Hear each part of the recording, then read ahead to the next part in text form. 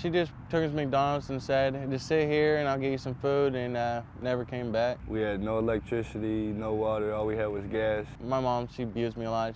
She stabbed me when I was 3 with a butter knife. Even after I got out of DHS, I was still messing up because, I mean, I didn't really look at life like life anymore. Damian Galt and Timmy Alexander are young men who've survived tough times. They grew up in foster care and say they were the kids society didn't seem to care about. At times they felt unloved, broken, unwanted, and were slipping through the cracks. I've tried to cope with my feelings through drinking, taking pills, and smoking weed, but all that has done is got me into trouble. Timmy Alexander spent most of his life in foster care. He says he was moved 144 times, ended up at the Laura Dester shelter.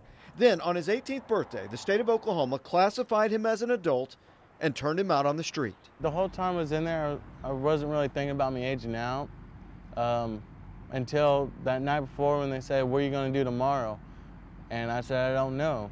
At the Mental Health Association in Tulsa, they say kids like these are a major concern, and they say if you want to improve mental health services in Oklahoma, start with the kids who are 18 who are no longer eligible for many programs. And these kids are not, these young adults are not getting those services, and we've got to do a better job because they're becoming incarcerated, pregnant, or homeless at extremely high rates. We got to do a better job with that. They were on the roof. On the heels of the Sandy Hook tragedy, there's a lot of focus on stopping gun violence and improving mental health care to young people. And there are significant resources here in Green Country to help, such as the Calm Center in Tulsa, COPES, which deals with suicide prevention, PreventBullyingTulsa.org, and you can also call 211 to name a few.